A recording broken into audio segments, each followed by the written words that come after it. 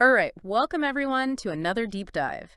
Today we're going deep on something that keeps project managers up at night. Oh, yeah, for sure. It's those ethical dilemmas, right? Mhm. Especially we're going to be talking about software delivery and what happens when things get a little dicey. Right, right. We're using Project Management for Project Managers by Orlando Casabone. Good stuff. Good stuff.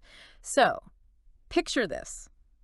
You've delivered this amazing software package. Everything's perfect, meets all the requirements, contracts fulfilled, clients happy, Right. champagne's popping. Sound good. But then Oh. you discover a potential security vulnerability. Oh, boy.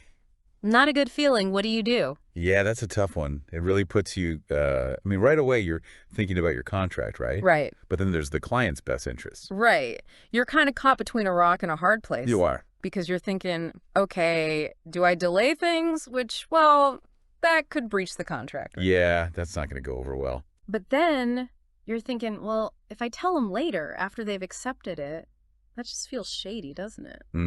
Definitely erodes trust. And then, of course, the worst option, just completely ignoring it. Oh, yeah, that's a recipe for disaster. That's just irresponsible. So what's the answer? Do you just have to tell the client? Even if, the contract doesn't specifically say you have to. Ethically speaking, absolutely. You got to be transparent. Okay. That's how you build trust. And plus, practically speaking, being open with the client, it lets them be part of the solution. So you're saying it's better to get ahead of this and let them know. Yeah, I think so. But it's Yeah. not just about telling them, right? You got to be smart about how you approach it. Right. You don't want to just dump a problem in their lap. Exactly. It's all about communication. Explain the vulnerability clearly. What is it? What could happen? Okay. What are the risks? And then you lay out the potential solutions, the pros and cons of each approach. I see. So you're basically showing them that, hey, I'm not just telling you about a problem. I'm already working on fixing it. Exactly. You're being proactive. So this all makes sense, and I'm sure it's what we should do, but it does feel like it goes above and beyond what the contract might require, It does.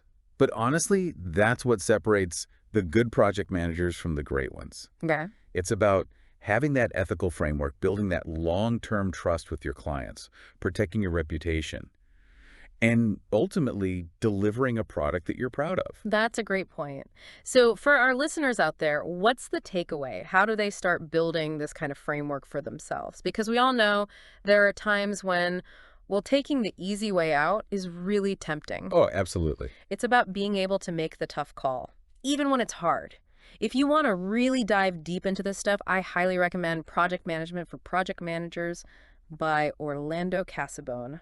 It's packed with great advice. Couldn't agree more. All right, well, that's our deep dive for today. We'll see you next time. See you next time.